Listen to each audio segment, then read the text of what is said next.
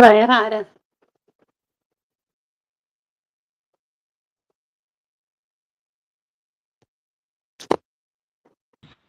Prayer ചൊല്ലട്ടെ? ചൊല്ലിക്കോ. Teacher പറഞ്ഞിട്ടില്ലേ തുടങ്ങിക്കോളെ?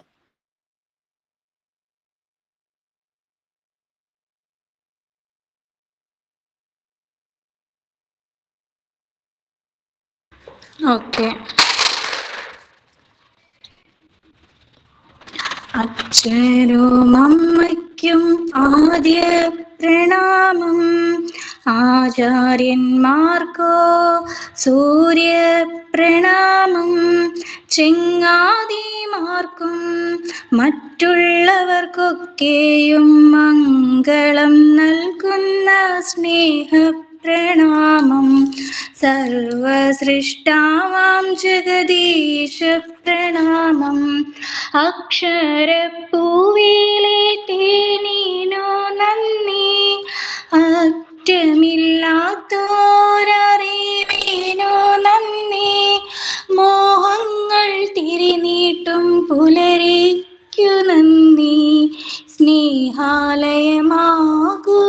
പാരിനോ നന്ദി, അച്ഛനും അമ്മയ്ക്കും ആദ്യ പ്രണാമം, ആചാര്യന്മാർക്കോ സൂര്യ പ്രണാമം.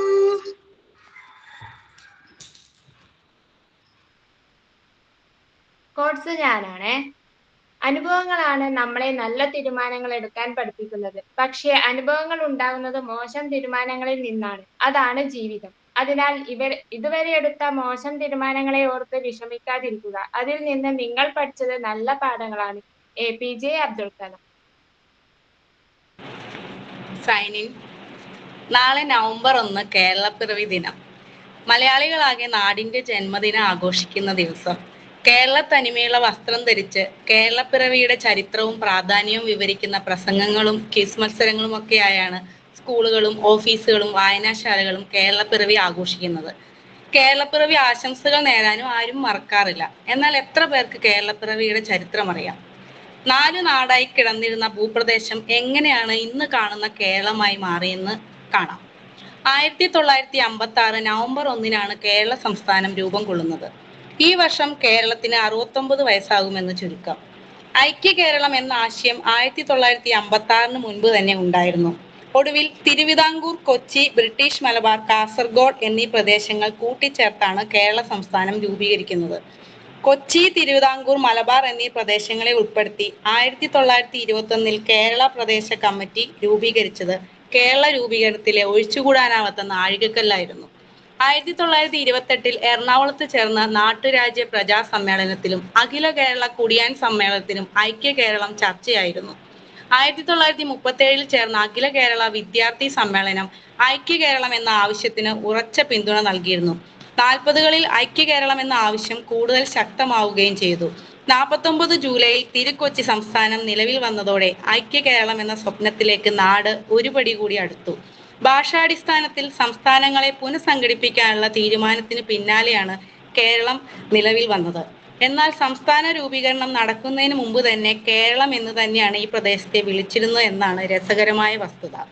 1952 ആന്ധ്രയിൽ ഗാന്ധിയനായ ശ്രീരാമലു ഭാഷാടിസ്ഥാനത്തിൽ സംസ്ഥാനം ആവശ്യപ്പെട്ട് ആഴ്ചകളോളം നിരാഹാര സത്യാഗ്രഹം അനുഷ്ഠിച്ച് രക്തസാക്ഷിത്വം വഹിച്ചതിന് പിന്നാലെ 1953 ആന്ധ്ര സംസ്ഥാനം രൂപീകരിക്കാൻ കേന്ദ്രം നിർബന്ധിതരായി. അതിന്റെ തുടർച്ചയെന്നോണമാണ് ഐക്യ കേരളവും യാഥാർത്ഥ്യമാവുന്നത്. 1956 നവംബർ 1 കേരളം രൂപീകൃതമാവുമ്പോൾ ഇന്ത്യയിലെ 14 സംസ്ഥാനങ്ങളിൽ ഏറ്റവും ചെറിയ സംസ്ഥാനമായിരുന്നു കേരളം. 5 ജില്ലകളായിരുന്നു കേരളത്തിൽ അന്ന് ഉണ്ടായിരുന്നത്. നവംബർ 1 ചിത്തിര തിരുനാൾ മഹാരാജാവ് തിരുക്കൊച്ചി രാജപ്രമുഖ സ്ഥാനത്ത് നിന്നും വിരമിച്ചു. സംസ്ഥാന തലവനായ രാജപ്രമുഖന് പകരം ബി രാമകൃഷ്ണ റാവു ആദ്യ ഗവർണറായി ചുമതലയേറ്റു. 1957 ഫെബ്രുവരി 28 സംസ്ഥാനത്തെ ആദ്യ പൊതു തെരഞ്ഞെടുപ്പ് നടന്നു. EMSന്റെ നേതൃത്വത്തിൽ ആദ്യത്തെ സർക്കാർ അധികാരമേറ്റു. കേരളം എന്ന പേരിന്റെ ഉത്ഭവത്തെക്കുറിച്ച് ചരിത്രകാരന്മാർ വ്യത്യസ്ത അഭിപ്രായങ്ങളാണ് പങ്കുവയ്ക്കുന്നത്. പ്രാചീന കാലത്ത് കേരളം ഭരിച്ചിരുന്ന ചേര രാജാക്കന്മാരുമായി ചേർന്ന പദമാണിതെന്നാണ് ഒരു വാദം. സഹ്യപർവ്വതത്തിന് പടിഞ്ഞാറുള്ള പ്രദേശത്തെ ചേരളം എന്ന് വിളിച്ചു. ഈ ചേരളം പിന്നീട് ചേരളമായെന്നും ചകാരത്തിന് സംസ്കൃതത്തിൽ കാരാദേശം വന്ന് കേരളമായി മാറുകയും ചെയ്തുവെന്നാണ് ഒരു വിഭാഗം പറയുന്നത്. കേരവൃക്ഷങ്ങൾ നിറഞ്ഞ പ്രദേശമായതിനാലാണ് കേരളം എന്ന പേരെന്ന വാദവും നിലവിലുണ്ട്. അതേസമയം പ്രാചീന കാലത്തെ പല കൃതികളിലും കേരളം എന്ന വാക്ക് ഉപയോഗിച്ചിരുന്നു. ഈ ദിവസം ഭാഷാപരമായ ഏകീകരണത്തിന്റെയും സാമൂഹ്യ പുരോഗതിയുടെയും പ്രതീകമാണ്. ലോകമെമ്പാടുമുള്ള മലയാളികൾ ഈ ദിവസം സന്തോഷത്തോടെയും അഭിമാനത്തോടെയും ആഘോഷിക്കുന്നു.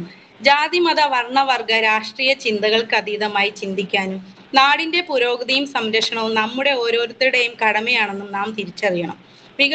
വികസനത്തിനൊപ്പം നാട് മുന്നേറുമ്പോൾ പ്രകൃതി കനിഞ്ഞരുളിയ വിഭവങ്ങളെ സംരക്ഷിക്കാൻ നാം ബാധ്യസ്ഥരാണെന്ന് ഓർക്കുക. നമ്മുടെ നാടിന്റെ അഭിമാനകരമായ സവിശേഷതകൾ നഷ്ടപ്പെട്ടു പോകാതെ അവയെ കൂടുതൽ കരുത്തുറ്റതാക്കുക എന്ന ഭാരിച്ച ഉത്തരവാദിത്വം നാം ഏറ്റെടുക്കേണ്ടതുണ്ട്. നല്ലൊരു നാളേക്കായി പ്രാർത്ഥിച്ചുകൊണ്ട് എല്ലാവർക്കും അഡ്വാൻസ് കേരളപ്പിറവി ആശംസകൾ. നമ്മളിപ്പം ലോ ഓഫ് നാച്ചുറൽ ഡെവലപ്മെന്റ് എന്ന ചാപ്റ്ററിലെ സ്റ്റേജസ് ഓഫ് ഗ്രോത്തിലെ ഫസ്റ്റ് പീരീഡ് പറഞ്ഞു കഴിഞ്ഞു. Thank you. Welcome ma'am. Thank you so much. വളരെ എന്താ പറയാ റിസോഴ്സ്ഫുൾ ആയിട്ടുള്ള ഒരു ക്ലാസ്സിലേക്കാണ് നമ്മൾ കിടക്കുന്നത് അല്ലെ. എനിക്ക് സാബിറ പാടിയ ആ ഒരു പ്രെയർ ഭയങ്കര ഇഷ്ടമായി. ആദ്യമായിട്ട് കേൾക്കുക. നിത്യ കുറേ എഫേർട്ട് എടുത്തിട്ടുണ്ട് ഈ ഡേറ്റാസ് മുഴുവൻ കണക്ട് ചെയ്യാൻ. നേരത്തെ അറിയായിരുന്നു, കുറെ കാര്യങ്ങളൊക്കെ അറിയായിരുന്നു അല്ലെ. ഞാനും കുറെ കാര്യങ്ങൾ ആദ്യമായിട്ട് കേൾക്കുക.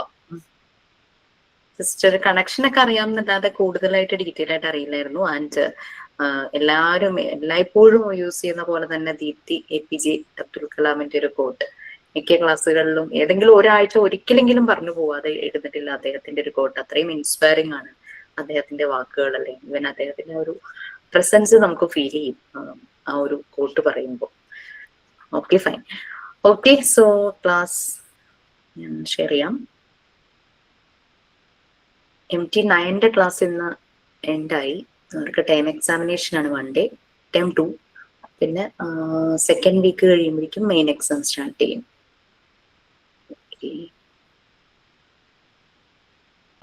മാമിന്റെ മോള് ഹോസ്പിറ്റലിൽ നിന്നും പോന്നായിരുന്നോ? ഫ്രൈഡേ ഡിസ്ചാർജ് ആയി. വൈറൽ ഫീവർ ആയിരുന്നു, ഭയങ്കര കൂടിപ്പോയി, ഭയങ്കര പനിയായിരുന്നു. ടെമ്പറേച്ചർ കുറയാൻ കുറെ സമയം എടുത്തു.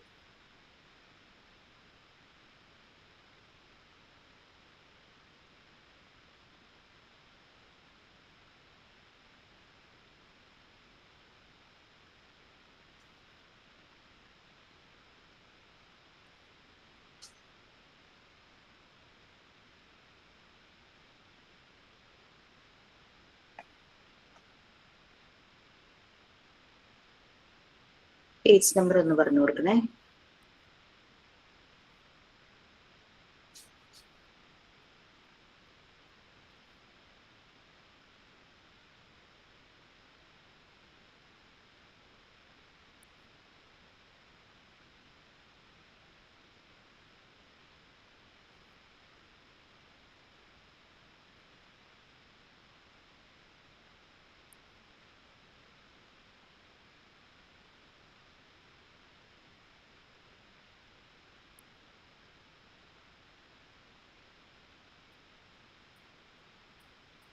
ഫസ്റ്റ് പീരീഡ് കഴിഞ്ഞു എന്നല്ലേ പറഞ്ഞേ നമ്മള്? Stages of growth Maria Montessori divide ചെയ്ത 2 സ്റ്റേജസിന്റെ അതിനെ വീണ്ടും പീരീഡ് ആയിട്ട് ഡിവൈഡ് ചെയ്തു. അതിന്റെ ഫസ്റ്റ് പീരീഡ് കഴിഞ്ഞെന്നല്ലേ പറഞ്ഞേ? 0 to 6 years.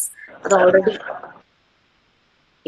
ഓൾറെഡി നമ്മൾ ആ പീരീഡിൽ ഉണ്ടായ കാര്യങ്ങൾ നമ്മൾ ഡീറ്റെയിൽ ആയിട്ടാണ് ഈ ലെസന്റെ സ്റ്റാർട്ടിങ്ങിൽ നമ്മൾ പറയുന്നുണ്ട്. ആ ഒരു ഡെവലപ്മെന്റും ലോ ഓഫ് നാച്ചുറൽ ഡെവലപ്മെന്റ്, ആ ബർത്ത് തുടങ്ങി 6 years വരെയുള്ള കാര്യങ്ങളായിരുന്നു നമ്മൾ ഡീറ്റെയിൽ ആയിട്ട് ഇതുവരെ പറഞ്ഞത്.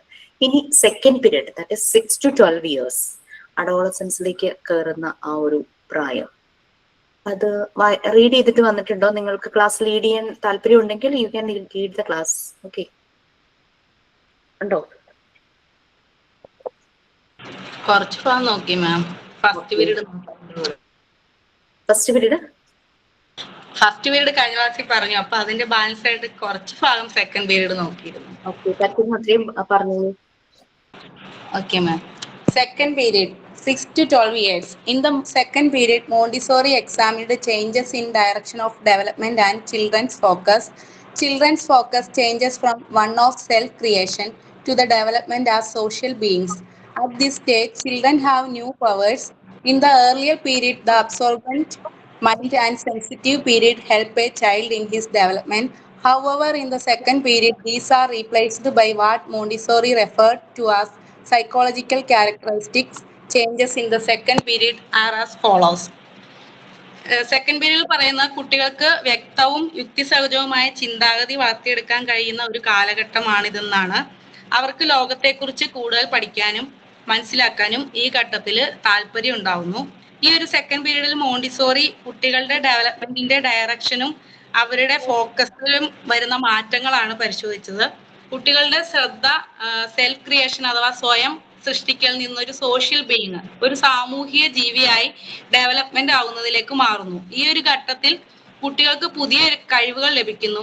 ഫസ്റ്റ് പീരീഡിൽ കുട്ടികളുടെ വികസനത്തെ സഹായിച്ചിരുന്നത് അബ്സോർബന്റ് മൈൻഡും സെൻസിറ്റീവ് പീരീഡും ആയിരുന്നു. എന്നാൽ സെക്കൻഡ് പീരീഡിൽ ഇവയ്ക്ക് പകരം മോണ്ടിസോറി സൈക്കോളജിക്കൽ ക്യാരക്ടറിസ്റ്റിക്സ് എന്ന് വിശേഷിപ്പിച്ച മാറ്റങ്ങളാണ് വരുന്നത്. സെക്കൻഡ് പീരീഡിലെ മാറ്റങ്ങളാണ് ഈ താഴെ പറഞ്ഞിരിക്കുന്നത്: physical changes, mental changes, curious minds, social changes, development of moral sense and development of imagination. ഇതിലെ മെന്റൽ ചേഞ്ചസ് ആണ് ഫിസിക്കൽ ചേഞ്ചസ് ആണ് ആദ്യത്തത്. The physical changes are more intense during the 6 to 9 period than that of the 9 to 12 period. Children's teeth fall out and permanent teeth grow in. They have better powers of resistance against diseases. Their physical health is more stable. The muscles development and children become stronger. Their physical strength and stability gives them great stamina and energy. Physical changes എന്ന് പറഞ്ഞാൽ 6 മുതൽ 9 വയസ്സ് വരെയുള്ള ഒരു കാലഘട്ടത്തിലാണ്. ഇത് 9 മുതൽ 12 വയസ്സ് വരെയുള്ള കാലഘട്ടത്തേക്കാൾ ശാരീരിക മാറ്റങ്ങൾ അത് കൂടുതൽ തീവ്രമാകുന്ന ഈ ഒരു ടൈമിലാണ്. കുട്ടികളുടെ പാൽപ്പല്ലുകൾ കൊഴിഞ്ഞ് സ്ഥിരമായ പല്ലുകൾ മുളയ്ക്കുന്നു. അതുപോലെ തന്നെ ഇമ്മ്യൂണിറ്റി പവർ, രോഗങ്ങളെ പ്രതിരോധിക്കാനുള്ള ഒരു കഴിവ് അവർക്ക് ഈ ഒരു സമയത്ത് ലഭിക്കുന്നു. അവരുടെ ഫിസിക്കൽ ഹെൽത്ത് കൂടുതൽ സ്ഥിരതയുള്ളതായിരിക്കും. അവരുടെ മസിൽസ് വികസിക്കുകയും കുട്ടികൾ കൂടുതൽ സ്ട്രോങ് ആവുകയും ചെയ്യുന്നു. അതുപോലെ തന്നെ അവരുടെ ഫിസിക്കൽ സ്ട്രെങ്തും സ്റ്റെബിലിറ്റിയും കൂടുതൽ സ്റ്റാമിന എനർജിയും നൽകുന്നു. അതാണ് ഫിസിക്കൽ ചേഞ്ചസിൻ്റെ അകത്ത് പറയുന്നത്. Mental changes. In the first period, children work with the materials to achieve self-integration. This characteristic is further enhanced in the second period. Children have immense power and are capable of big effort and concentration. Their creative talents are limitless. The children's purpose is the formation of their minds. Children ingest information from the environment, internalize it and then bring it into existing relationship with what is already there. Children are very interested in knowledge during this period. First പീരീഡിൽ കുട്ടികൾ സ്വതന്ത്രമായിട്ട് കാര്യങ്ങൾ ചെയ്യാൻ പഠിക്കാൻ materials ആയിരുന്നു ഉപയോഗിച്ചിരുന്നത്. ഇത് second period ആകുമ്പോഴേക്കും കൂടുതൽ മെച്ചപ്പെടുന്നു. കുട്ടികൾക്ക് ഇമ്മൻസ് പവർ, അതായത് കൂടുതൽ ശക്തിയും ഹാർഡ് വർക്ക് ഒക്കെ ചെയ്യാനുള്ള എഫേർട്ട് എടുക്കാനൊക്കെ ശ്രദ്ധിക്കാനൊക്കെ ഉള്ള ഒരു കഴിവുണ്ടാവുന്നു. അവരുടെ ക്രിയേറ്റീവ് ടാലൻസിന് ലിമിറ്റ് ഇല്ലെന്നാണ് പറയുന്നത്. കുട്ടികളുടെ മനസ്സിനെ രൂപപ്പെടുത്തുക എന്നതാണ് അവരുടെ പ്രധാനമായിട്ടുള്ള ലക്ഷ്യം. കുട്ടികൾ ചുറ്റുപാടുകളിൽ നിന്ന് വിവരങ്ങൾ ശേഖരിക്കുകയും അത് മനസ്സിലാക്കുകയും തുടർന്ന് നിലവിലുള്ള അറിവുമായി അവയെ ബന്ധപ്പെടുത്തുകയും ചെയ്യുന്നു. ഈ ഒരു പീരീഡിൽ കുട്ടികൾക്ക് അറിവിനോട്, നോളജിനോട് കൂടുതലായിട്ട് ഇൻട്രസ്റ്റ് തോന്നും. കൂട്ടുകാരുമായിട്ട് ചേർന്ന് പ്രവർത്തിക്കാൻ, കൂട്ടായിട്ട് ഓരോ കാര്യങ്ങളൊക്കെ കളികളിലൊക്കെ കളികളിലൊക്കെ ഏർപ്പെട്ട് കൂട്ടായിട്ട് ഓരോ ഗ്രൂപ്പ് ആക്ടിവിറ്റീസ് ഒക്കെ ചെയ്യാനും ഈ ഒരു കാലഘട്ടത്തിൽ അവർ ശ്രമിക്കുന്നു. ഇനി ഡോക്ടർ മരിയ മോണ്ടിസോറിയുടെ ഒരു കോട്ടാണ് അവിടെ എഴുതിയിരിക്കുന്നത്. All other factors sink into the insignificance beside the importance of feeding the hunger with intelligence and opening cast field of knowledge to eager exploration. കുട്ടികളിൽ അറിവിനായുള്ള ത്വരയെ തൃപ്തിപ്പെടുത്തുകയും സ്വയം പഠനത്തിലൂടെയും എക്സ്പ്ലോറേഷനിലൂടെയും അറിവിലേക്ക് മുന്നേറാൻ അവരെ പ്രോത്സാഹിപ്പിക്കുകയും ചെയ്യേണ്ടതിന്റെ ഒരു ആവശ്യകതയാണ് മോണ്ടിസോറി അവിടെ വ്യക്തമാക്കുന്നത്. പിന്നെ curious mind. As the child's absorbent mind disappears, a new way of relation to the environment demonstrates. It is the functioning of the environment and the relationship within it which awakens the children's interest. Children constantly ask questions such as how, when, where, and why. They have developed the higher function required for analysis. Analysis allows children to compare, deduce, and arrive at a conclusion. കുട്ടിയുടെ absorbent mind അപ്രത്യക്ഷമാകുമ്പോൾ എൻവയോൺമെന്റുമായിട്ട് ബന്ധപ്പെടാനുള്ള ഒരു വഴി അവിടെ തുറക്കുകയാണ്. എൻവയോൺമെന്റിന്റെ പ്രവർത്തനവും അതിലെ റിലേഷൻഷിപ്പുമാണ് കുട്ടികളിലെ ആ ഒരു താല്പര്യത്തെ ഉണർത്തുന്നത്. കുട്ടികൾ സ്ഥിരമായിട്ട് ഇങ്ങനെ നമ്മളോട് ക്വസ്റ്റ്യൻ ചോദിക്കും. എന്തൊരു കാര്യം കണ്ടു കഴിഞ്ഞാലും എപ്പോൾ, എവിടെ, എന്തുകൊണ്ട്, അല്ലെങ്കിൽ ഒരു കാക്ക അവിടെ നിന്ന് കരയാതെ എന്തിനാ കരയണത്, എപ്പോഴും എന്തിനാ, അല്ലെങ്കിൽ ഇനി കരയുവോ. അത് മാത്രമല്ല, എന്തൊരു കാര്യമായാലും പേരൻസിനോടായാലും നമ്മൾ എന്തെങ്കിലും കണ്ടുകൊണ്ടിരിക്കുമ്പോൾ തന്നെ അങ്ങോട്ട് നോക്കിക്കൊണ്ട് ഇതെങ്ങനെയാ, ഇതെന്തിനാ ഇങ്ങനെ ചെയ്യണത്, ഇങ്ങനെ ചെയ്ത് കഴിഞ്ഞാൽ എന്ത് വരും, അങ്ങനെയുള്ള ഒരു 100 ക്വസ്റ്റ്യൻസ് ചെറിയ കുട്ടികൾ നമ്മളോട് ചോദിക്കാറുണ്ട്. അവർക്ക് എന്ത് കാര്യത്തെക്കുറിച്ച് അറിയാനും പ്രത്യേകമായ ഒരു ജിജ്ഞാസയാണ്. ഒരു കാര്യം അനലൈസിസ് ചെയ്യാനുള്ള കഴിവ് അവർക്ക് ആ ഒരു സമയത്ത് ലഭിക്കുന്നു. അനാലിസിസ് എന്ന് പറഞ്ഞാൽ കുട്ടികളെ താരതമ്യം ചെയ്യാനും അനുമാനിക്കാനും പുതിയൊരു കൺക്ലൂഷനിലേക്ക് എത്താനും സഹായിക്കുന്നു എന്നുള്ളതാണ് ക്യൂരിയസ് മൈൻഡ്സിൽ പറയുന്നത്. ഇത്രയാണ് മാം നോക്കിയിട്ടുണ്ടായിരുന്നത്.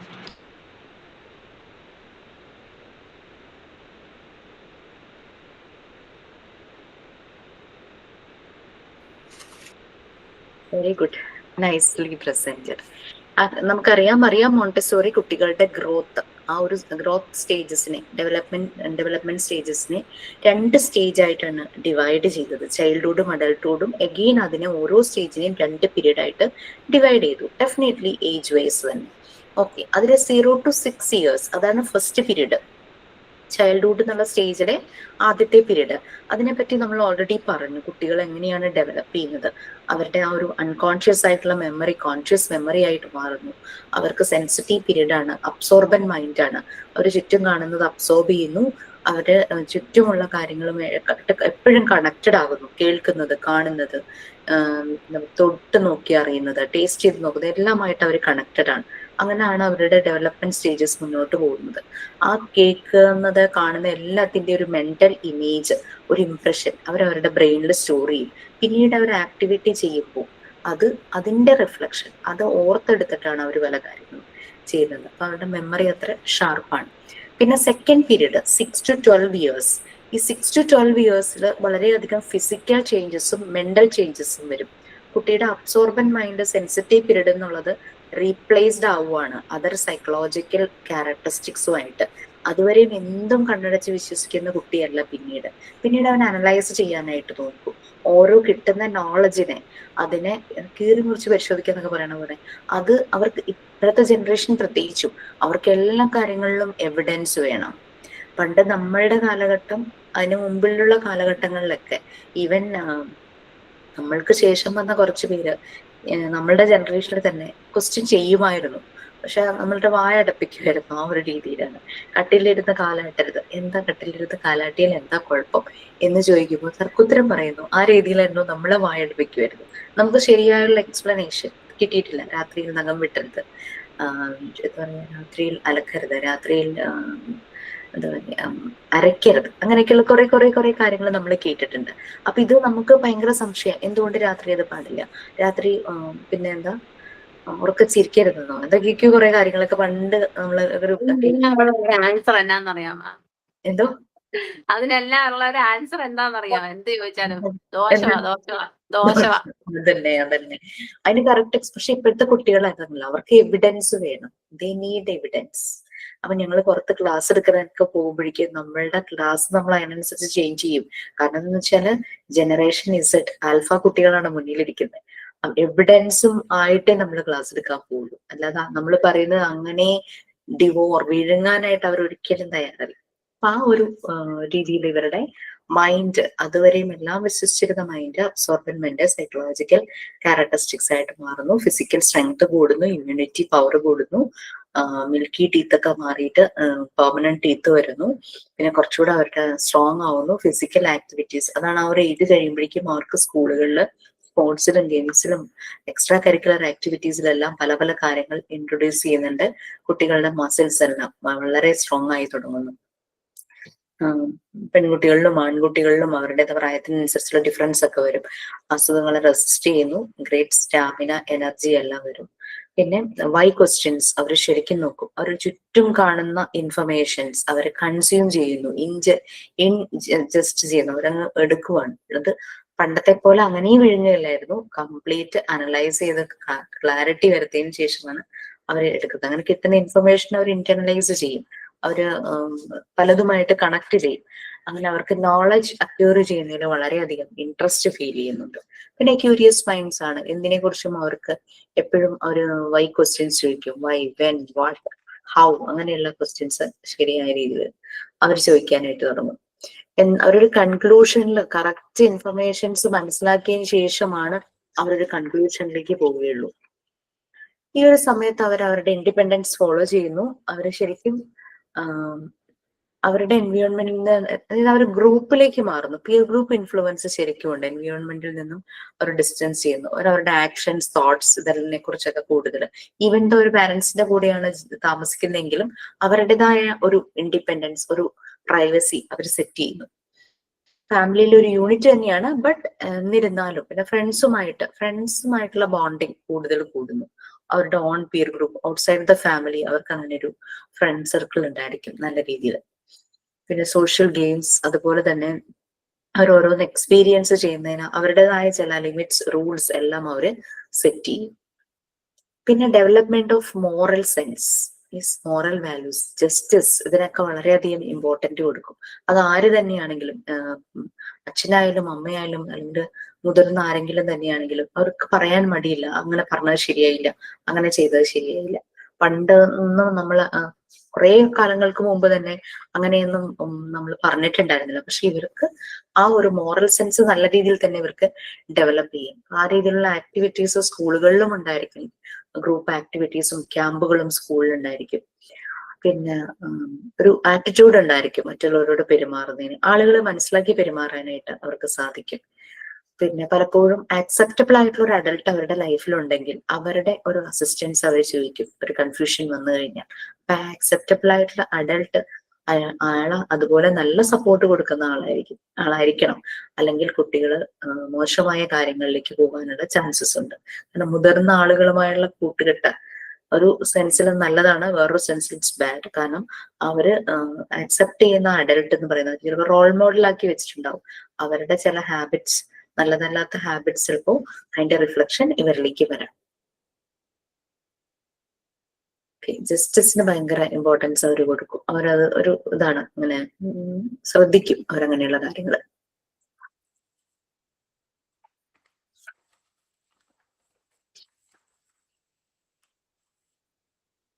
മോറൽ ക്വസ്റ്റ്യൻസ് അവര് അങ്ങനെ പറയാൻ വേണ്ടി പറയുന്നുണ്ട്. മോറൽ ക്വസ്റ്റ്യൻസ് അവരെപ്പോഴും ടുവേർഡ്സ് ആ ചെയ്തത് ശരിയാണോ, അങ്ങനെ അത് ചെയ്യാൻ പാടുണ്ടായിരുന്നു. ഈവൻ ഒരു മൂവി കണ്ടാൽ തന്നെയും ഒരുപക്ഷെ അതിലെ ഒരു ജസ്റ്റിസ് അങ്ങനെയുള്ള കാര്യങ്ങളെ പറ്റി അവർ ഡിസ്കസ് ചെയ്യാൻ അവർക്ക് ഭയങ്കര താല്പര്യമായിരിക്കും.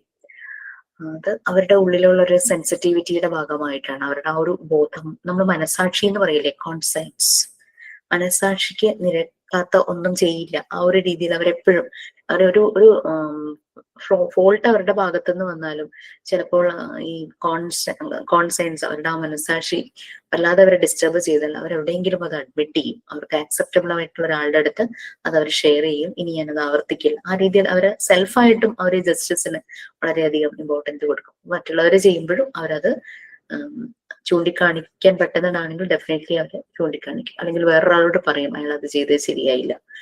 ഈവൻ അതൊരു റിയാലിറ്റി ആണെങ്കിലും അല്ലെങ്കിലും അവരൊരു മൂവിയെ കുറിച്ച് ഡിസ്കസ് ചെയ്യുമ്പോഴാണെങ്കിലും അവരത് പറയും.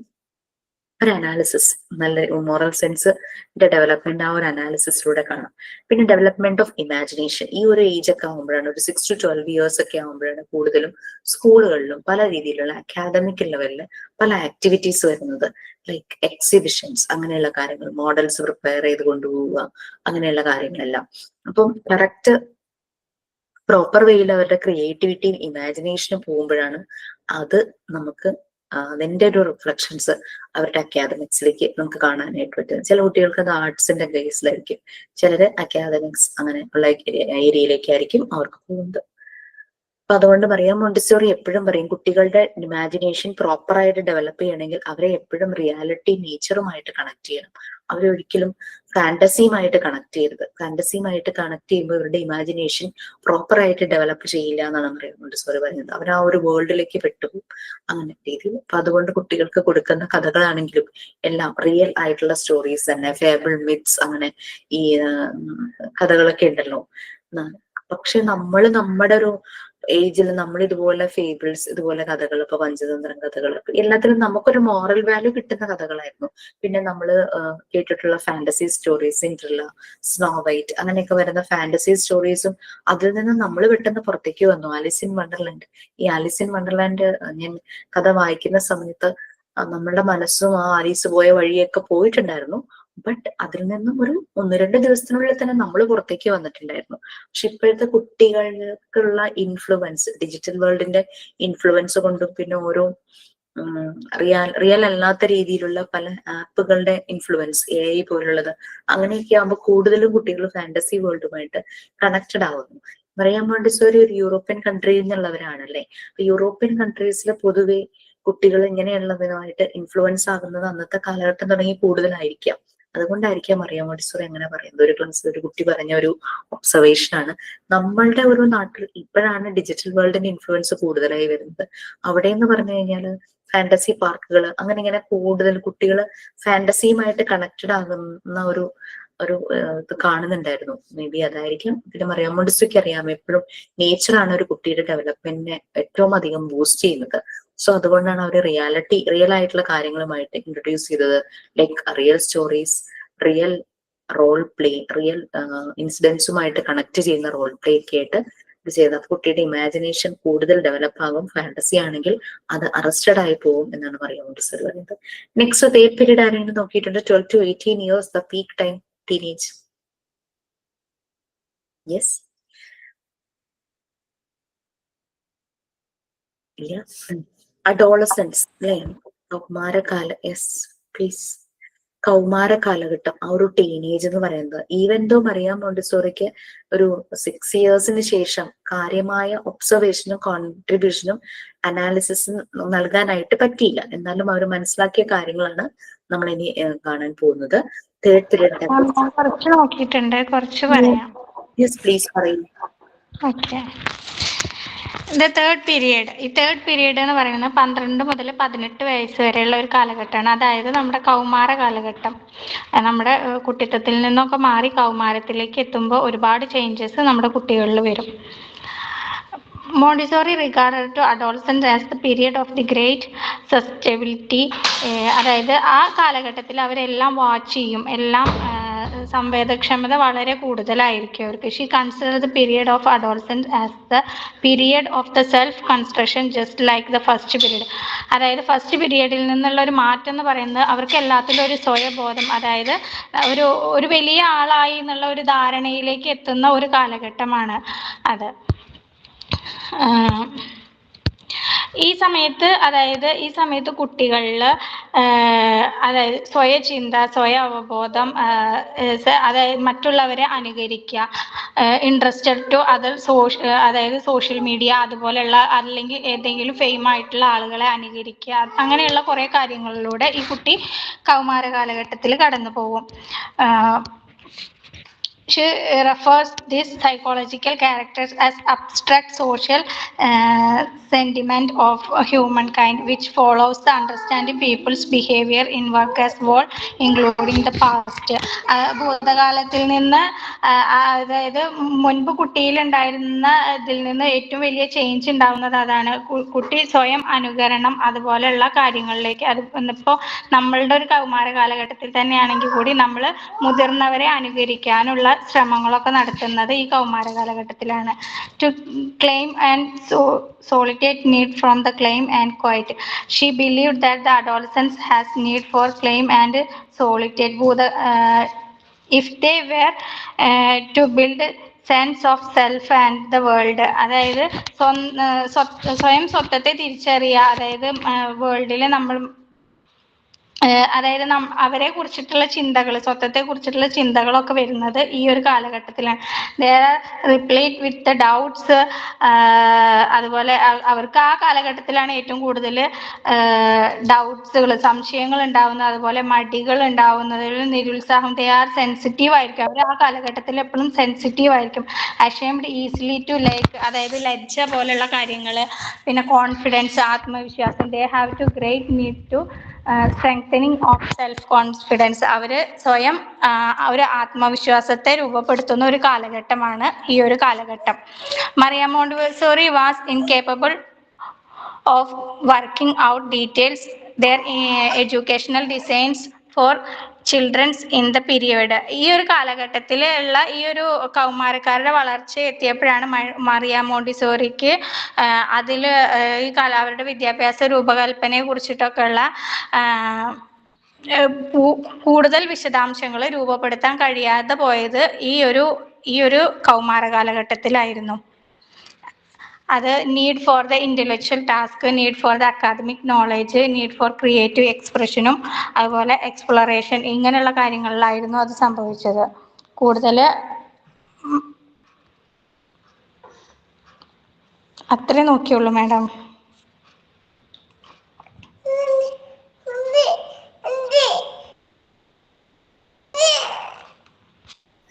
ആരാണത്?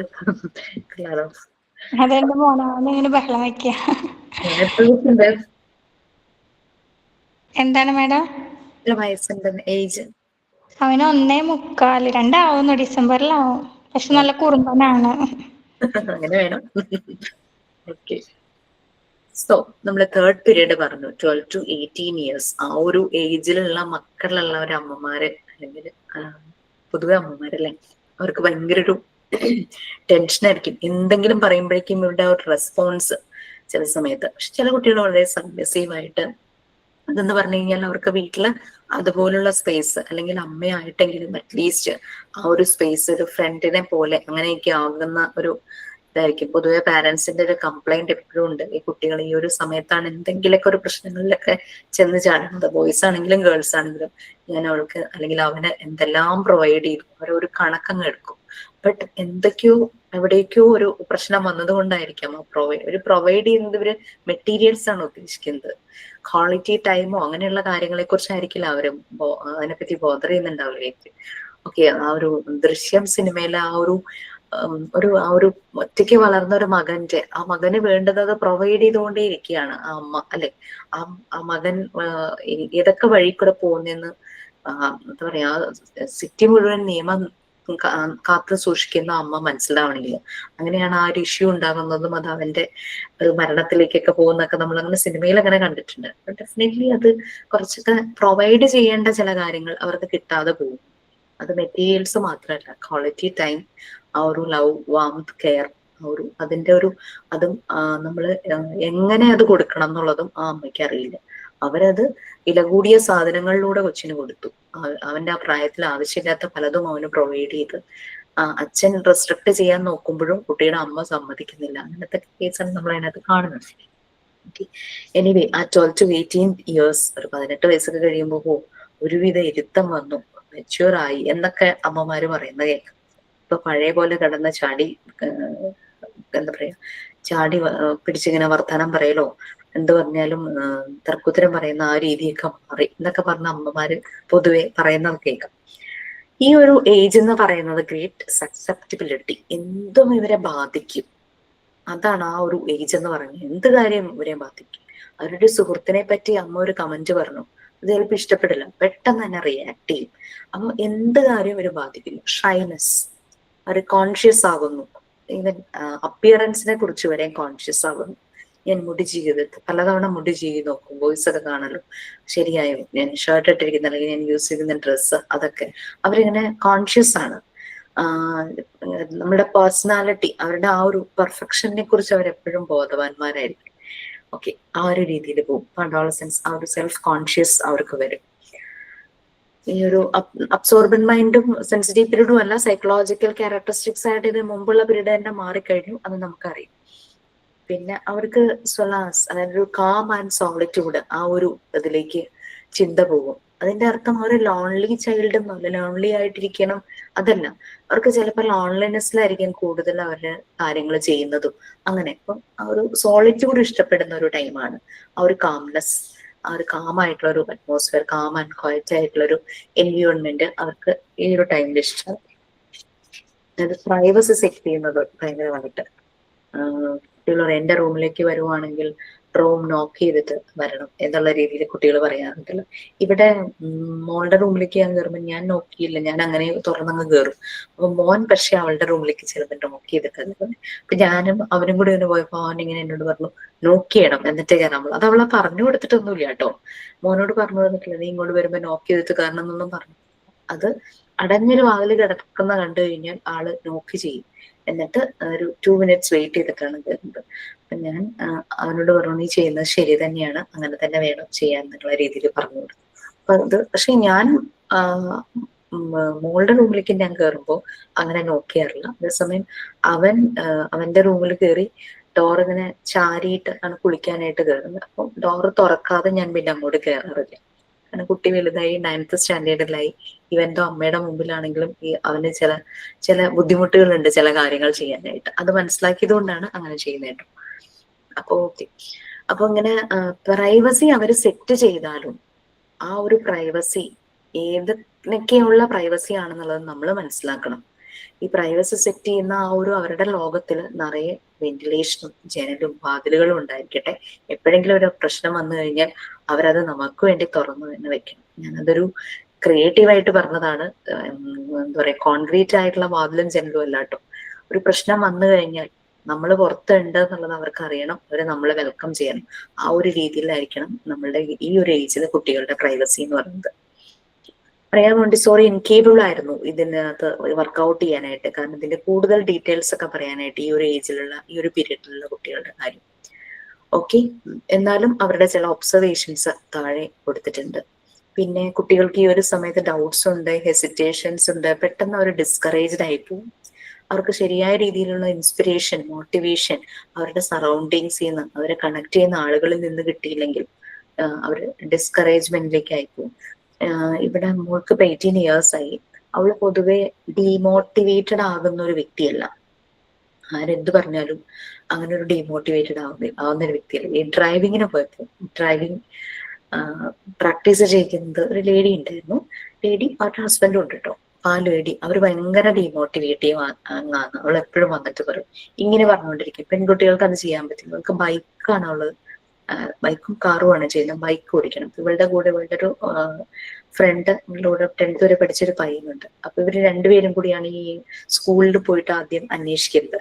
അപ്പൊ അവര് പറഞ്ഞത് ഇവൻ എന്നെ പഠിക്കാൻ അധികം സമയം വേണ്ടി വരില്ല, നിനക്ക് പെട്ടെന്ന് പഠിക്കാൻ പറ്റില്ല എന്ന് പറഞ്ഞു. അപ്പൊ അവൾക്കത് ഭയങ്കര ഒരു ഫീലായി. കാരണം അവർ ചെന്ന ഉടനെ എന്നെ ഡീമോട്ടിവേറ്റ് ചെയ്യാം. അപ്പം പിന്നെ അതൊരു ചലഞ്ചാക്കി എടുത്തു. ഞാൻ പഠിച്ചിരിക്കും. ഇപ്പൊ ഞാൻ ഇവര് രണ്ടുപേരും തിരിച്ചു വന്ന ഈ കാര്യം എന്നോട് ഷെയർ ചെയ്തപ്പം ഞാൻ അവളോട് പറഞ്ഞു നിനക്കിനി അതൊരു ചലഞ്ചാണ്. ആ മോനോട് ഞാൻ പറഞ്ഞു മോനും അതൊരു ചലഞ്ചാണ്, കാരണം നീ കുറച്ച് സമയം കൊണ്ട് പഠിക്കുന്ന അവരങ്ങ് ഭയങ്കര കോൺഫിഡൻസ് ആയിട്ട് പറഞ്ഞല്ലോ. അപ്പൊ അവന്റെ ടാസ്ക് അതാ, കുറച്ച് സമയം കൊണ്ട് ഞാനത് കവർ ചെയ്യണം. ഇവളുടെ ടാസ്ക് അതാ, അവരെ എനിക്ക് കാണിച്ചു കൊടുക്കണം, ഐ ക്യാൻ ഡു ദിസ്. അങ്ങനെ രണ്ടുപേരും കൂടെ മത്സരിച്ച് ഭയങ്കര പഠിത്തമാണ് ഡ്രൈവിങ് ഇപ്പൊ. അപ്പൊ ഓക്കെ, അപ്പം ആ ഒരു ടൈമിൽ ഇവർക്ക് ഡിസ്കറേജ്മെന്റ് വരും. ഇവര് കണക്റ്റഡ്. അപ്പം അവളെ സംബന്ധിച്ച് ആ വ്യക്തി അവളെ ഡ്രൈവിങ് പഠിപ്പിക്കുന്ന ഒരു ടീച്ചർ, അത് അപ്പുറത്തേക്കുള്ള ബന്ധമൊന്നും ആയിട്ടൊന്നുമില്ല. അപ്പം വളരെ ക്ലോസ് ആയിട്ടുള്ള ഒരാളൊക്കെ പറയുമ്പോഴാണ് നമ്മൾ ഈ ഭയങ്കരമായിട്ട് ഡിസ്കറേജ്ഡ് ആയി പോകുന്നത്. കാരണം നമ്മളെ കുറിച്ച് അത്രയും നല്ലപോലെ അറിയാവുന്ന, നമ്മൾ ഒത്തിരി അവരെ റെസ്പെക്ട് ചെയ്യുന്ന, അവരെ ഇഷ്ടപ്പെടുന്ന ഒരാൾ നമ്മളെ ഡിമോട്ടിവേറ്റ് ചെയ്യുമ്പോൾ അതൊരു പക്ഷേ നമ്മൾ ബാധിച്ചെന്നിരിക്കും കുട്ടികൾക്ക്. അതേസമയം മാക്സിമം അവരെ ഇൻസ്പയർ ചെയ്യുന്ന രീതിയിലുള്ള കണക്ഷൻസിലൂടെ അവർ പോവുകയാണെങ്കിൽ നോ പ്രോബ്ലം. അപ്പം മറിയാം മോണ്ടിസോറി പറഞ്ഞ ചില ഒബ്സർവേഷൻസ് താഴെ വരുന്നുണ്ട്. ഇനി ആരും നോക്കിയിട്ടില്ലല്ലോ, കണ്ടിന്യൂ ചെയ്യാലേ.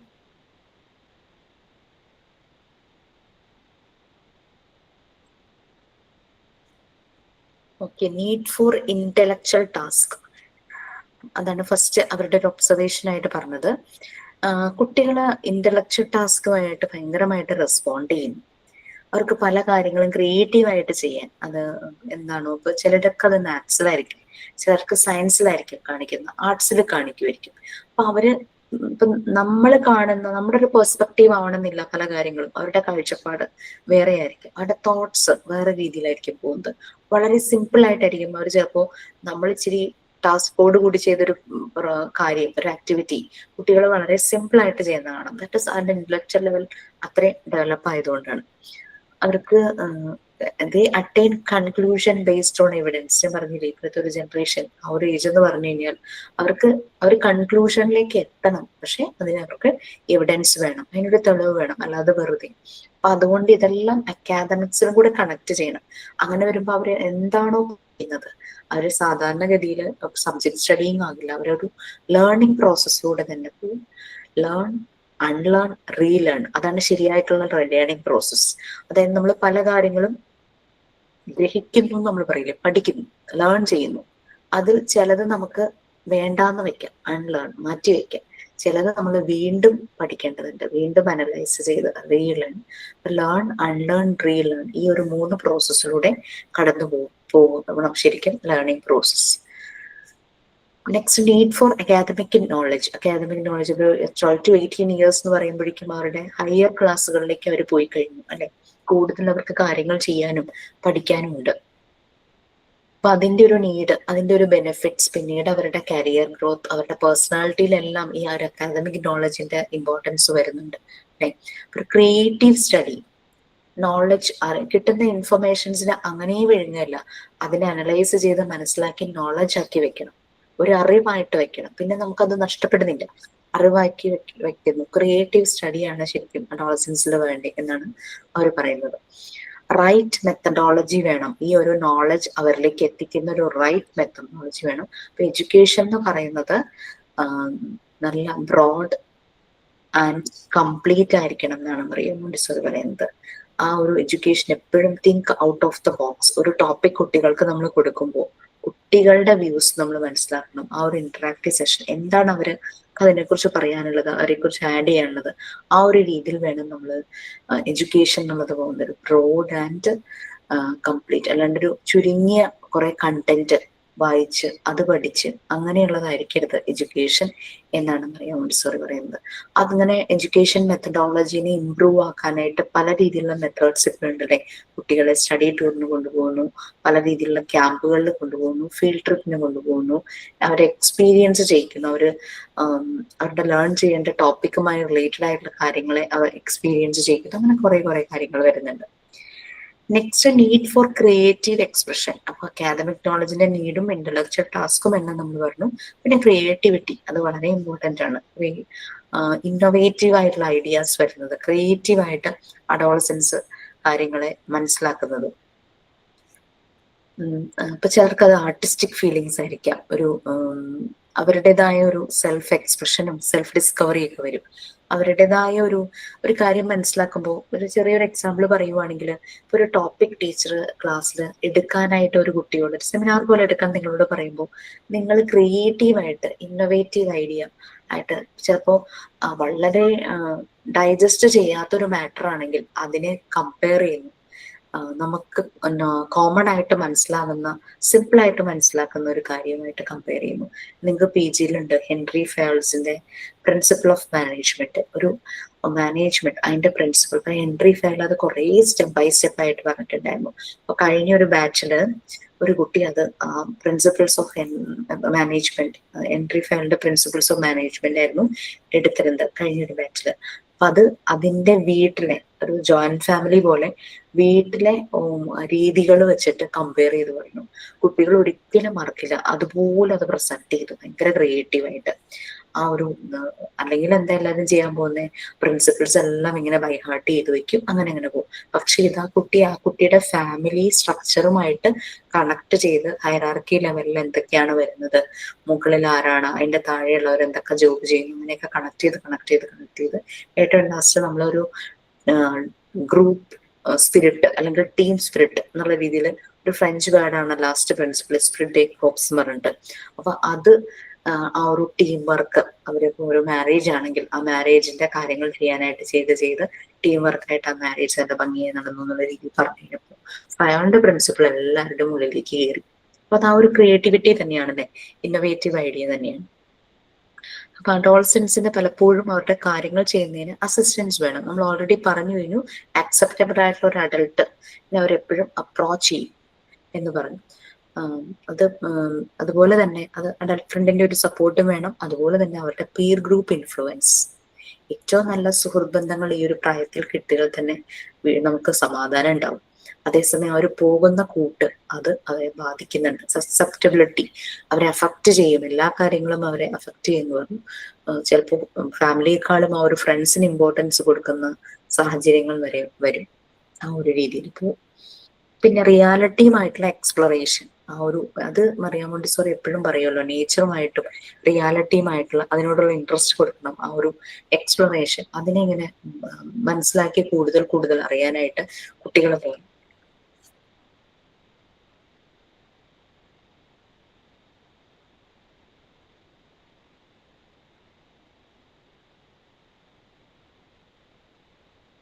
ഓക്കെ, ആ ഒരു എക്സ്പ്ലറേഷൻ റിയാലിറ്റി അതിനോടുള്ള ഇൻട്രസ്റ്റ് കൂടണം. ആ ഒരു സമയത്ത് ഇവരുടെ പേഴ്സണാലിറ്റി കുറച്ചുകൂടെ ഡെവലപ്പ് ആകുന്ന ഒരു ടൈമാണ് ഈ ഒരു തേർഡ് പീരീഡിൽ.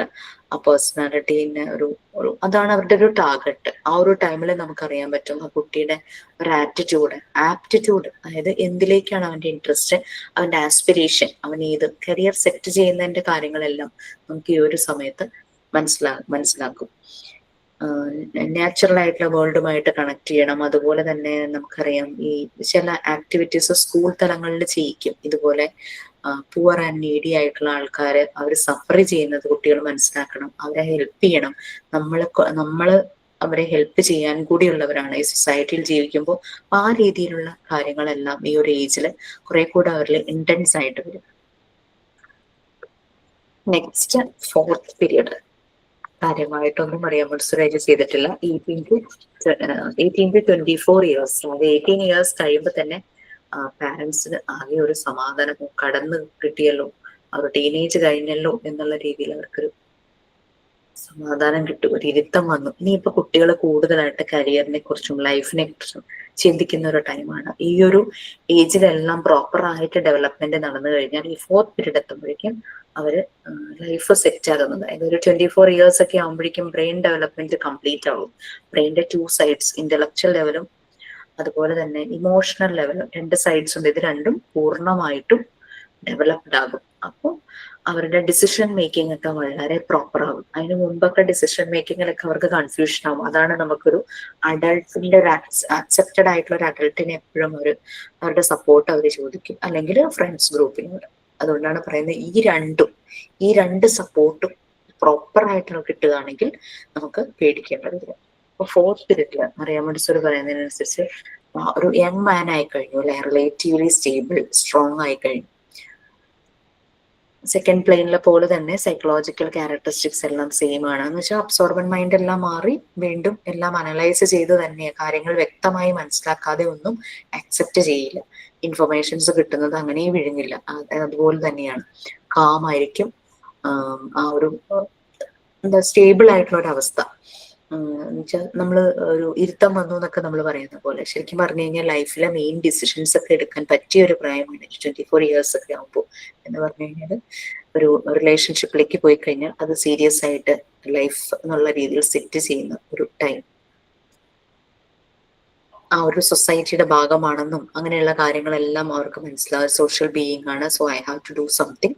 സോ ആ ഒരു സൊസൈറ്റിയിൽ ഒരു നീഡ് വരുമ്പോൾ, അല്ലെങ്കിൽ നീഡി ആയിട്ട് ഒരാൾ വരുമ്പോൾ അവിടെ അക്നോളജ് ചെയ്യാനും വേണ്ടുന്ന സപ്പോർട്ട് ചെയ്യാനായിട്ടും ഇവർക്ക് പറ്റും. നമ്മൾ പറഞ്ഞ പോലെ ത്രൂ എഡ്യൂക്കേഷനിലൂടെ പ്രൊഡക്റ്റീവ് ആയിട്ടുള്ള ഒരു ഹ്യൂമൻ ബീയിങ് ആണ് ശരിക്കും പുറത്തേക്ക് വരേണ്ടത്. അല്ലാതെ കുറെ മെഷീൻസോ റോബോട്ട് പോലെയുള്ള കുറെ പ്രോഡക്ട്സ് അല്ല.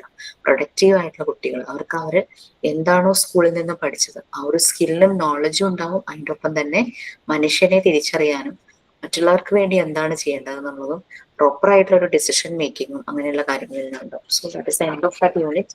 ആ യൂണിറ്റ് കഴിഞ്ഞു. Next okay. സോ എന്തെങ്കിലും നിങ്ങൾക്ക് ഈ യൂണിറ്റിനെ പറ്റി പറയാനുണ്ടോ? ഒരു കുട്ടിയുടെ നാച്ചുറൽ ആയിട്ടുള്ള ഡെവലപ്മെന്റിനെ കുറിച്ചായിരുന്നു നമ്മൾ പറഞ്ഞത്. അതിനെ ഹെൽപ്പ് ചെയ്യുന്ന ഫാക്ടേഴ്സും, നമ്മളുടെ വീട്ടിലാണ് കുഞ്ഞെങ്കിൽ നമ്മൾ ശ്രദ്ധിക്കേണ്ട കാര്യങ്ങളും, നമ്മൾ സ്കൂളായിട്ട് നമ്മൾ കണക്റ്റഡ് ആണെങ്കിൽ അവിടെ നമ്മൾ ചെയ്യേണ്ട കാര്യങ്ങൾ, ഇങ്ങനെയുള്ള കാര്യങ്ങളെല്ലാം ആയിരുന്നു നമ്മൾ പറഞ്ഞത്. ഓരോ ഏജിലും ജനറൽ ആയിട്ട് എന്തെല്ലാമാണ് ചേഞ്ചസ് ഡെവലപ്മെന്റ് സംഭവിക്കുന്നതെന്നെല്ലാം നമ്മൾ പറഞ്ഞു. നമ്മുടെ മെമ്മറിയുടെ സ്റ്റാറ്റസിനെ പറ്റി നമ്മൾ പറഞ്ഞു. 3 വയസ്സ് വരെ അൺകോൺഷ്യസ് ആയിരിക്കും. ആഫ്റ്റർ 3 years എന്ന് പറയുമ്പോൾ നല്ല ഷാർപ്പ് ആവാൻ തുടങ്ങും മെമ്മറി എന്നെല്ലാം നമ്മൾ പറഞ്ഞിട്ടുണ്ടായിരുന്നു, അല്ലെ? ഓക്കെ. പിന്നെ അതുവരെയും എല്ലാം വിഴുങ്ങിക്കൊണ്ടിരുന്ന അബ്സോർബൻ മൈൻഡ് ഒക്കെ മാറി 6 years ഒക്കെ ആകുമ്പോഴേക്കും കാര്യങ്ങൾ അനലൈസ് ചെയ്ത് മനസ്സിലാക്കാതെ അവർ അക്സെപ്റ്റ് ചെയ്യില്ല. ആ ഒരു രീതിയിലേക്ക് പോകും. അവർക്ക് എല്ലാത്തിനും കൺക്ലൂഷനിൽ എത്തണമെങ്കിൽ പ്രോപ്പർ ആയിട്ടുള്ള എവിഡൻസ് അവർക്ക് വേണം. അവർ ക്രിയേറ്റീവ് ആണ്, അവര് ഇന്റലക്ച്വൽ ആയിട്ടുള്ള ടാസ്കുകൾക്ക് ഇൻട്രസ്റ്റ് കാണിക്കുന്നു. ചെറിയ രീതിയിലുള്ള ആക്ടിവിറ്റി ഓറിയന്റഡ് ആയിട്ടുള്ള കാര്യങ്ങൾ ചില കുട്ടികൾക്ക് താല്പര്യമായിരിക്കും, ചിലർക്ക് ആർട്ടിസ്റ്റിക് ആയിരിക്കും. അങ്ങനെ പല കാര്യങ്ങളിലും അവർക്ക് ഇൻട്രസ്റ്റ് വരുന്നു. ഇതാണ് ലോ ഓഫ് നാച്ചുറൽ ഡെവലപ്മെന്റ്. അതിലും അറിയാൻ മോണ്ടിസോറി 4 ഫോർമേറ്റീവ് പ്ലാൻസ് അല്ലെങ്കിൽ 4 പീരിയഡ് ആയിട്ട് ഡിവൈഡ് ചെയ്തതും എല്ലാം നമുക്ക്. ഓക്കെ, ഇനി 4th യൂണിറ്റ് ആണ്. ജസ്റ്റ് ഞാൻ ഇൻട്രൊഡക്ഷൻ പറയാം, നമുക്ക് ക്ലാസ് ആയിട്ട് അടുത്ത ക്ലാസ്സിൽ ചെയ്യാം. 4th unit self concept. ഞാൻ ഒരു ഡൗട്ട് ചോദിച്ചോട്ടെ? അതായത് മാം ഇപ്പൊ പറഞ്ഞല്ലോ, ഒരു കുട്ടി ഒരു നല്ലൊരു പ്രോഡക്റ്റ് ആയിട്ട് മാറണമെങ്കിൽ വീട്ടിലുള്ളവരും അത് കൂടെയുള്ള പിയർ ഗ്രൂപ്പും അല്ലെങ്കിൽ എല്ലാവരും നന്നായിട്ട് പരിശ്രമിച്ചാലേ നല്ലൊരു പ്രോഡക്റ്റ് ആയിട്ട് മാറത്തുള്ളൂ. ഒരു കുട്ടിയെ സംബന്ധിച്ച് അവരുടെ പേരൻസ് ആണ് അതിന് കൂടുതലായിട്ട് അതിൽ ഇൻവോൾവ് ആകേണ്ടത്. എന്റെ സംശയം, ഒരു വീട്ടിൽ 3 മക്കളുണ്ടെങ്കിൽ 3 രീതിയിലാണ്. അത് എന്താ അതിനുള്ള കാരണം? നമ്മൾ ഒരു പേരൻസ് എല്ലാവരോടും ഒരുപോലെ തന്നെയാണ്, എല്ലാവർക്കും കൊടുക്കുന്ന ആ കരുതലും സ്നേഹവും തന്നെയാണ് 3 പേർക്കും കൊടുക്കുന്നത്. അല്ല, 3 എന്ന് പറഞ്ഞാൽ ഒരു വീട്ടിലെ എല്ലാവർക്കും. എന്നെ സംബന്ധിച്ചാണ് ഞാൻ 3 എന്ന് പറയുന്നത്. അപ്പൊ എന്തുകൊണ്ട് 3 തട്ടിലാകുന്നു എന്നാണ് എന്റെ സംശയം. കുട്ടികൾ നമ്മൾ പറഞ്ഞു യുണീക്കാണ്, അവർക്ക് ഇൻഡിവിജ്വൽ ഡിഫറൻസസ് ഉണ്ട്. 3 രീതിയിലായിരിക്കും. നമുക്ക് ആദ്യത്തെ കുട്ടി ഉണ്ടാകുമ്പോൾ നമ്മൾ ആദ്യമായിട്ട് പാരന്റ്സ് ആവുകയാണല്ലേ, അച്ഛനും അമ്മയും ആവുകയാണ്. രണ്ടാമത്തെ കുട്ടി ഉണ്ടാവുമ്പം ആ കുട്ടിക്കും നമ്മൾ പുതിയ ആൾക്കാരാ, അപ്പോഴും നമ്മൾ പുതിയ അച്ഛനും അമ്മയും ആവണം. 3ാമത്തെ കുട്ടിക്ക് നമ്മൾ വീണ്ടും പുതിയ അച്ഛനും അമ്മയും ആവണം. ആദ്യത്തെ കുട്ടിയെ നോക്കിയ പോലെ തന്നെ 2ാമത്തെ കുട്ടിയെ നമുക്ക് പറ്റില്ല, 3ാമത്തെ കുട്ടിയെ പറ്റില്ല. നമ്മൾ ഓരോ കുട്ടിക്കും അവരുടെ അച്ഛനും അമ്മയും ആവണം. കുട്ടികൾ യുണീക്കാണ്, ഡിഫറൻസ് ഉണ്ടാകും, പൊട്ടൻഷ്യൽ, അവരുടെ കപ്പാസിറ്റി ഡിഫറെന്റ് ആയിരിക്കും, അവരുടെ രീതികൾ ഡിഫറെന്റ് ആയിരിക്കും. ഇവിടെ മോനും മോളും, മോൻ ഭയങ്കര ഇമോഷണലി ഭയങ്കര ഇമോഷണലി അറ്റാച്ച്ഡ് ആണ് എന്നോട്. മോളാണെങ്കിൽ ഭയങ്കര റെസ്പെക്റ്റും സ്നേഹമാണ്. അപ്പൊ അവളെ സംബന്ധിച്ച് 4 വയസ്സിന്റെ ഡിഫറൻസ് ഉണ്ട് 2 പേര് തമ്മിലും. ഈവൻ ആ 4 വയസ്സിന് മോൻ ഉണ്ടായപ്പോഴും ഇവൾക്ക് പൊതുവെ ഉണ്ടാകുന്ന ഒരു മീൻസ് നമ്മുടെ നാട്ടുകാരുടെ ഒരു കുത്തിത്തിരിപ്പ് ഉണ്ടാവുമല്ലോ, ഇനി നിന്നെ വേണ്ട, ആ ജാതി ഡയലോഗൊക്കെ നമ്മൾ ഈ കുട്ടികൾ കേൾക്കും. പക്ഷെ ഇതൊന്നും ഇവളെ ബാധിച്ചില്ലായിരുന്നു. അപ്പൊ അവള് കുറച്ചുകൂടെ അവിടെ ഏജിനേക്കാളും മെച്യൂർ ആയിരുന്നു. പക്ഷെ മോനെ സംബന്ധിച്ച് അവളെ ഭയങ്കര ഇഷ്ടമാണ്, എന്നെ ഭയങ്കര ഇഷ്ടമാണ്. എന്ന് കരുതിയിട്ട് അവൾക്ക് ഞാൻ എന്തെങ്കിലും പ്രൊവൈഡ് ചെയ്താലും ചെയ്തില്ലെങ്കിൽ അവന് വിഷമോ.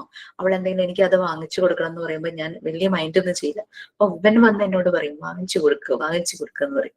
പക്ഷെ ബർത്ത്ഡേക്ക് ഞാൻ പറഞ്ഞോന്നറിയില്ല, മോളന്ന് ഹസ്ബൻഡിന്റെ വീട്ടിലായിരുന്നു കേട്ടോ, ഇവിടെ ആയിരുന്നില്ല. അപ്പൊ അവള് രാത്രി 12 മണിയായപ്പോ എന്നെ ഫോൺ ചെയ്ത് വിഷ് ചെയ്തു. ജസ്റ്റ് ഫോൺ അങ്ങ് വെച്ചതും ഇവൻ ഓടി വന്നു, മോൻ എന്റെ അടുത്തുണ്ടായിരുന്നു, ഇവൻ ഓടി വന്നിട്ട് എന്നെ വിഷ് ചെയ്തു, ഹഗ് ചെയ്തു, അങ്ങനെ കിസ് ചെയ്തൊക്കെ കഴിഞ്ഞപ്പോഴേക്കും ഞാൻ അങ്ങ് കാഷ്വലി പറഞ്ഞു, ആ പ്രണവ് ഇപ്പൊ ഫോൺ ചെയ്ത് വെച്ചതേ ഉള്ളൂ എന്ന് പറഞ്ഞേ. പെട്ടെന്ന് ആളുടെ മുഖം മാറി. അവള് വിഷ് ചെയ്തതിലല്ല വിഷമം, അവനാദ്യം ചെയ്യാൻ പറ്റിയില്ല. പക്ഷെ ഇതേ കാര്യം അവൾക്ക് പ്രശ്നമില്ല. അവന് ആദ്യം ചോദിച്ചു, കറക്റ്റ് 12 മണിക്ക് എന്നെ വിഷ് ചെയ്തോ, അങ്ങനെ ചോദിച്ചു. അപ്പം ഇത് ഓരോ കുട്ടിയും വ്യത്യസ്തരാണ്. അപ്പൊ അതുകൊണ്ട് മോളെപ്പോഴും എന്നോട് പറയണം, അവനെ അമ്മ നല്ലപോലെ കെയർ ചെയ്യണം എന്ന് പറയും. കാരണം അവനത് ഭയങ്കര ഒരു എനർജിയാ. ഇവളെ സംബന്ധിച്ച് അവൾ പറയും, എനിക്ക് എന്റെ കാര്യങ്ങളൊക്കെ നോക്കാൻ അറിയാം.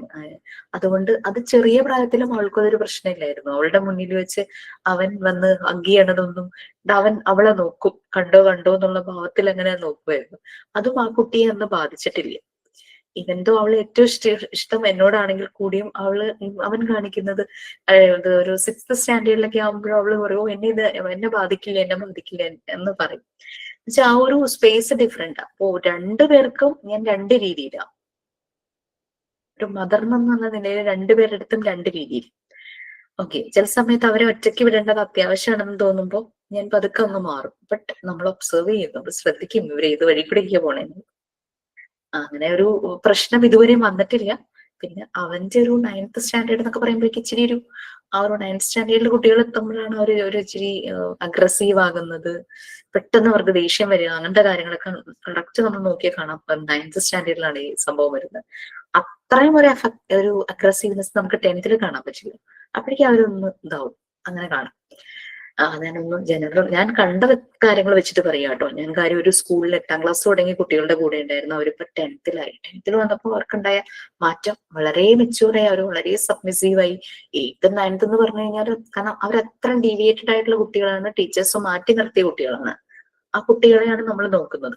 അപ്പം ആ 8th ഉണ്ടായിരുന്ന അവര് 9th വന്നപ്പോഴേക്കും ഭയങ്കര അഗ്രസീവ്നെസ് കാണിക്കാൻ തുടങ്ങി. അപ്പൊ നമ്മൾ അവർക്ക് കൊടുക്കുന്ന ആക്ടിവിറ്റീസിൽ ചേഞ്ചസ് വരുത്താൻ തുടങ്ങി. അത് കഴിഞ്ഞ് 10th എന്ന് പറഞ്ഞു കഴിഞ്ഞാൽ ഭയങ്കര സ്നേഹം. കഴിഞ്ഞ ദിവസം എന്റെ വീട്ടിൽ വരെ വന്നിരുന്നു അവർ. മറ്റേ അവർക്ക് അവരുടെ ഫിസിക് തന്നെ മാറി, അവര് ക്ലാസ്സിൽ ഇരിക്കുന്ന രീതികൾ മാറി, അങ്ങനെ ഡ്രസ്സിങ്ങിൽ ഭയങ്കര നീറ്റ്നെസ്, ഹൈജീൻ അവർ ശ്രദ്ധിക്കാൻ തുടങ്ങി, ഒരു കോൺഷ്യസ് ആയി തുടങ്ങി. നമ്മളുടെ ഓരോ കുട്ടിയും, അതുകൊണ്ടാണ് ക്ലാസ്സിൽ നമ്മൾ ചെയ്യുമ്പോൾ നമ്മൾ യുണീക്കാണ്, ഓരോരുത്തർക്കും ഓരോ പൊട്ടൻഷ്യലാണ്. അപ്പൊ ഓരോരുത്തരെയും നമ്മൾ ഇൻഡിവിജ്വൽ ആയിട്ടാണ് നമ്മൾ നോക്കുന്നത്. നമ്മളുടെ കുട്ടികളാണെങ്കിലും അവർക്ക് നമ്മൾ പുതിയ അച്ഛനും അമ്മയും ആവണം ഓരോരുത്തർക്കും. അപ്പം അതാണ്, ഒരേപോലെ നമുക്ക് പ്രൊവൈഡ് ചെയ്യാൻ പറ്റില്ല സംടൈംസ്. ചേച്ചി, എന്റെ ചേച്ചി ഞാൻ തമ്മിലൊരു 1 വയസ്സും 4 മാസത്തെ ഡിഫറൻസേ ഉള്ളൂ കേട്ടോ. ചേച്ചി ജനിച്ചപ്പോ വളരെ ചെറുതായിരുന്നു. ചേച്ചിക്ക് ആ 1 വയസ്സ് ജസ്റ്റ് കഴിഞ്ഞ് 4 മാസം കഴിയുമ്പോൾ ഞാൻ ജനിക്കുവാണല്ലോ. ഞാൻ ഇച്ചിരി സൈസ് ഉണ്ടായിരുന്നു എന്നാണ് എന്റെ അമ്മ പറഞ്ഞത്.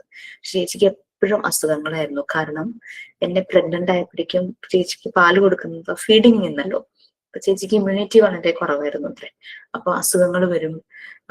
അങ്ങനെയൊക്കെ വന്നപ്പോ കൂടുതലും അച്ഛനും അമ്മയും കെയർ ചെയ്തത്, ചെറിയ പ്രായത്തിൽ കൂടിയാണെങ്കിലും കെയർ ചെയ്തത് ചേച്ചിയായിരുന്നു. അപ്പൊ ഞാനിങ്ങനെ തന്നെയായിരുന്നു നടക്കലും എല്ലാം എന്റെ കാര്യങ്ങൾ ചെറിയ പ്രായത്തിൽ തന്നെ.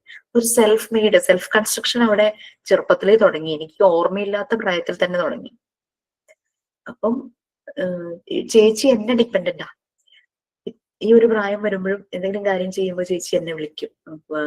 കൊച്ചിയെ നടന്നു വിളിക്കുന്നത്, കൊച്ചി അങ്ങനെ ചെയ്താൽ ശരിയാവോ, ഇങ്ങനെ ചെയ്താൽ ശരിയാവോ, ഞാൻ അവിടെ എന്താ ചെയ്യേണ്ടത്. അപ്പൊ ആ ഒരു ഡിപ്പെൻഡൻസി ആൾക്ക് ചെറുപ്പം തുടങ്ങിയുണ്ട്. ഓരോരോ പ്രായത്തിലും ആ ഒരു ഡിപ്പെൻഡൻസി കൂടി വന്നു. ഞങ്ങളൊരു അഡോളസൻസ് ആയപ്പോൾ ആൾ എന്നെ ഡിപ്പെൻഡ് ചെയ്യാൻ തുടങ്ങി. ഒരു ചേച്ചി എന്ന നിലയിലുള്ള എനിക്ക് ഡിപ്പെൻഡൻസി കുറവായിരുന്നു. കാരണം നമ്മളെ ഡിപ്പെൻഡ് ചെയ്യാൻ തുടങ്ങുമ്പോൾ നമ്മൾ അവരെ കൂടുതൽ ടേക്ക് കെയർ ചെയ്യേണ്ടതായിട്ട് വരുമല്ലോ. അപ്പൊ അങ്ങനത്തെ ഒരു അതാ വളരുന്ന ഓരോ എൻവിയോൺമെന്റിന്റെ വ്യത്യാസം. അപ്പൊ ആസ് എ പാരന്റ് നമ്മള് മനസ്സിലാക്കണം, നമ്മുടെ കുട്ടികള് ഓരോരുത്തർക്കും ഓരോ പ്രത്യേകതകളാണ്. പഠിക്കുന്ന കാര്യത്തിലാണെങ്കിലും ശരി, ചിലപ്പോ ആർട്ടിസ്റ്റിക് ആയിട്ടുള്ള കാര്യത്തിലാണെങ്കിലും ശരി, അവരുടെ ക്രിയേറ്റീവ് ആയിട്ടുള്ള കാര്യങ്ങളിലാണെങ്കിലും ശരി, അവര് ചിലപ്പോ സിസ്റ്റമാറ്റിക് ഓർഡർ, ഒരു കുട്ടി നല്ലതുപോലെ വീട്ടിലെ കാര്യങ്ങൾ അടുക്കി ഒതുക്കി വെക്കുകയായിരിക്കും, വേറൊരാളെല്ലാം ഡിസ്റ്റർബ് ആക്കി വെക്കുകയായിരിക്കും.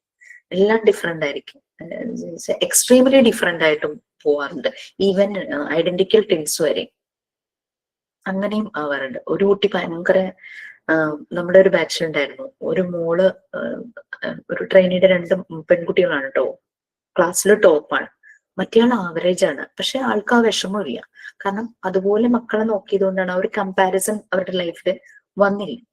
ആ കുട്ടിക്ക് കൂടുതലും സ്പോർട്സ്, അങ്ങനെ അത്ലറ്റിക്സ് അങ്ങനെയുള്ള കാര്യങ്ങളോടും ആർട്സ് പരമായ കാര്യങ്ങളോടും ആയിരുന്നു താല്പര്യം. എന്ന് കരുതി പഠിക്കുന്നില്ല എന്നല്ല, പഠിക്കുന്നുണ്ട്, ജസ്റ്റ് അബോവ് ആവറേജ് എന്നുള്ള രീതിയിൽ. മറ്റേ ആള് ടോപ്പാണ്. അപ്പൊ എന്താ സംഭവിക്കുന്നതെന്ന് വെച്ചാൽ, ടോപ്പായ ആൾക്ക് മാർക്ക് കുറഞ്ഞ ഭയങ്കര സ്ട്രെസ്സാന്നും പറഞ്ഞ് ഈ കുട്ടിയുടെ അമ്മ എന്നോട് പറഞ്ഞിട്ടുണ്ടായിരുന്നു.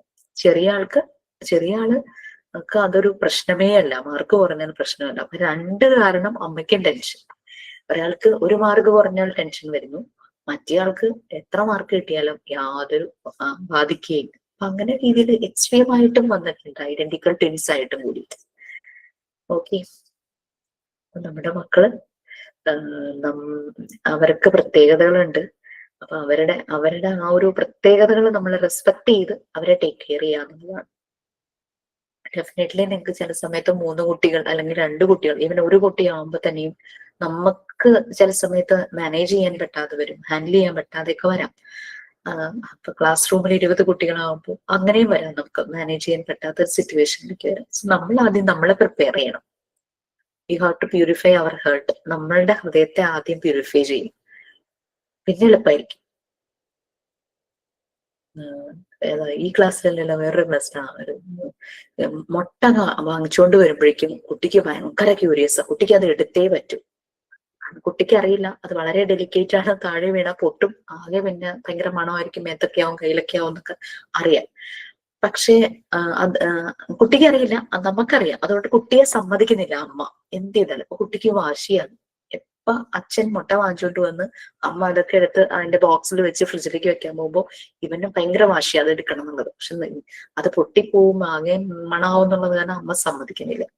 മോണ്ടിസോറി ക്ലാസ് ഒക്കെ കേട്ട് കഴിഞ്ഞപ്പോഴേക്കും ഒരു ദിവസം എന്നാ പിടിച്ചോന്നും പറഞ്ഞിട്ട് മുട്ട കൊടുത്തു വാശി പിടിച്ചപ്പോ.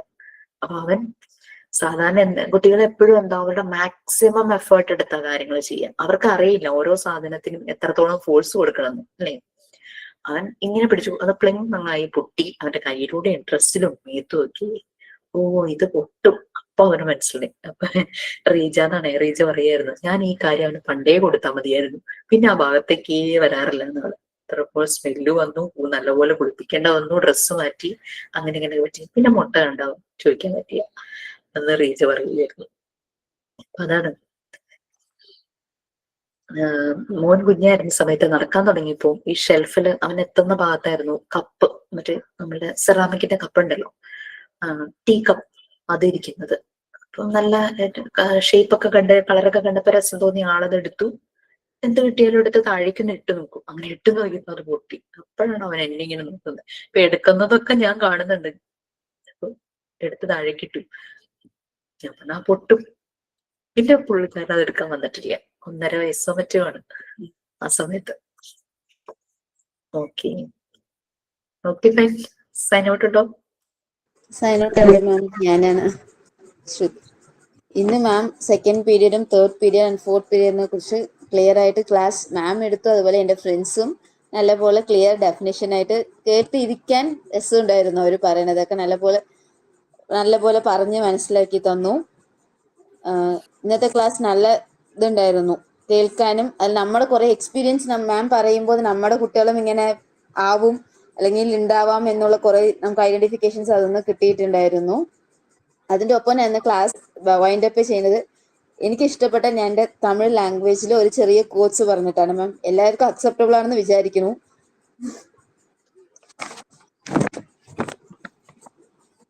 எல்லோரையும் மதியுங்கள், அது யாராக இருந்தாலும் கொடுக்க கொடுக்க அது திரும்ப கிடைக்கும். അതുപോൽ അവர்களுடைய ഉണർവുകൾക്കും മതിപ്പ് കൊടുங்கள்.